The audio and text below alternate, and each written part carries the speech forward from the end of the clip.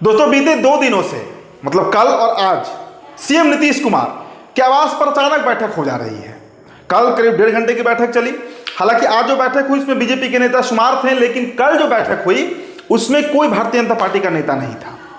अब बैठक जो हो रही है, तस्वीरें आपने कई बार देखी होंगी, गाड़ियों का काफिला जा रहा है। जेडीयू के जितने भी वरिष्ठ नेता मतलब जो सीनियर लीडर्स हैं, अब सीनियर लीडर में कौन, जो बिहार सरकार में मंत्री हैं, विधायक है, नामी गिरामी विधायक हैं, या जो दिल्ली का लॉबी है, मतलब मैं ललन सिंह और संजय झा की बात कर रहा हूं, ये तमाम लीडर्स जो हैं उन सबको नीतीश कुमार के आवास पर कल अचानक पहुंचना पड़ा। अब ये मीटिंग पूर्व से निर्धारित थी या अचानक बुलाया गया, ये इसकी जानकारी तो नहीं है, लेकिन कल मीटिंग हुई, ये तस्वीर बिल्कुल क्लियर है।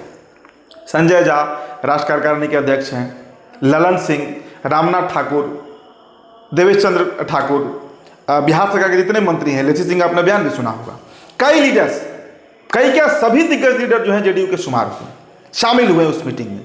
अब कहानी क्या है, क्यों ये बैठक बुलाई गई अचानक से, ये सबसे बड़ा मुद्दा बना हुआ है कि नीतीश कुमार के मन में चल क्या रहा है।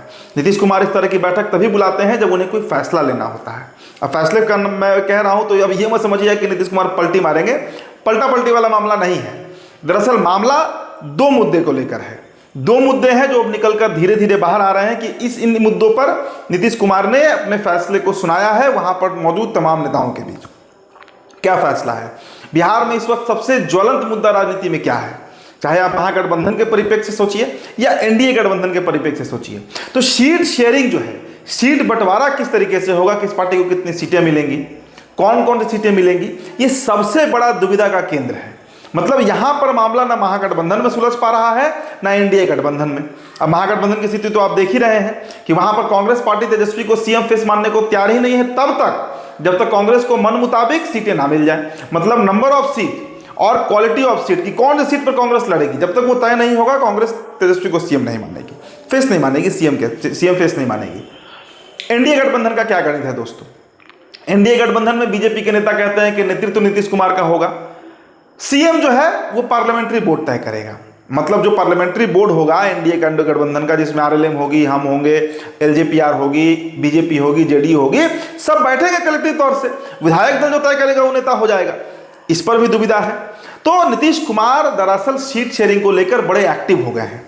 क्योंकि अब चुनाव में बहुत समय है नहीं, मुश्किल से 4-6 महीने का समय बचा हुआ है, 4 महीना आप मानकर चलिए। खबर तो अब आ ही गया है कि छठ के बाद 2 चरणों में चुनाव हो जाएगा और छठ मिड नवंबर तक खत्म हो जाएगा।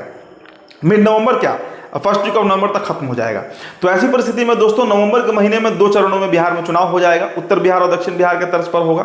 अब ऐसी परिस्थिति में जब तक सीट शेयरिंग का मसला नहीं सुलझता है, तैयारी कैसे होगी, प्रत्याशी का चयन कैसे होगा, कौन कौन सी सीटें कौन कौन सी पार्टी लड़ेंगी, इसका चयन कैसे होगा। तो नीतीश कुमार ने कल जो बैठक का आयोजन किया उसमें नीतीश कुमार ने अपने नेताओं को साफ कह दिया है, एकदम स्पष्ट कहा है, जो खबर आ रही है दोस्तों वो हम बता रहे हैं कि बीजेपी पर प्रेशर बनाना है और 115 सीटों की जो हमारी मांग है, मतलब 243 सीटों में जो 115 सीटों की हमारी मांग है उस पर बने रहना है।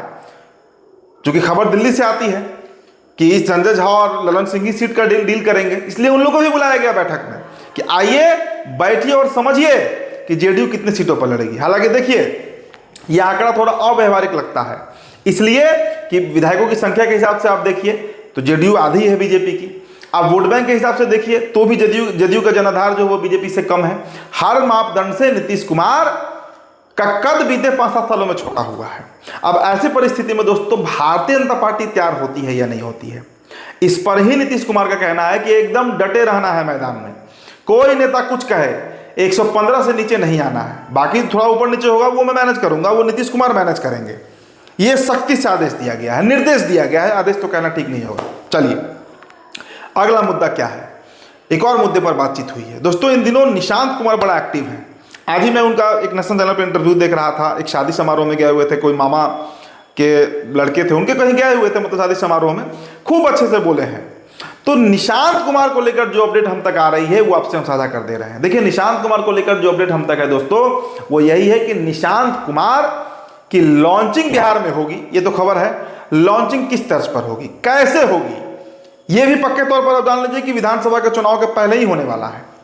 नीतीश कुमार पार्टी में बड़ा कद दे सकते हैं, खबर है कि राष्ट्र कार्यकारिणी का पद भी उनको मिल सकता है, लेकिन उसकी लॉन्चिंग जो है उसकी रूपरेखा कल तैयार की गई है। दरअसल निशांत कुमार बिहार में एक यात्रा पर निकल सकते हैं।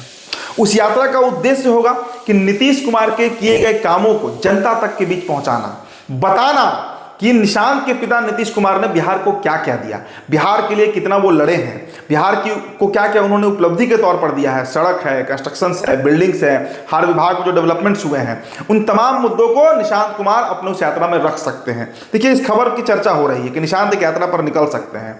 अब वो यात्रा का प्रारूप क्या होगा, स्वरूप क्या होगा, ये पार्टी तय करेगी, लेकिन निशांत कुमार को लेकर यह तय किया जा रहा है कि उनकी लॉन्चिंग उस यात्रा के साथ की जाएगी। एक और मुद्दा है दोस्तों, आपको याद होगा अभी से 3-4 दिनों पहले जदयू का बोध गया में एक बैठक हुआ था और उस बैठक में जितने भी आईटी सेल के लोग हैं, जो